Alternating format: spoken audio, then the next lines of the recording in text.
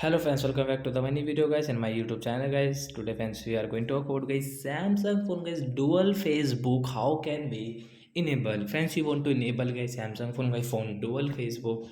So how can we enable and how can we use Samsung phone dual Facebook? Today friends I will show you today. We will talk about dual Facebook setting.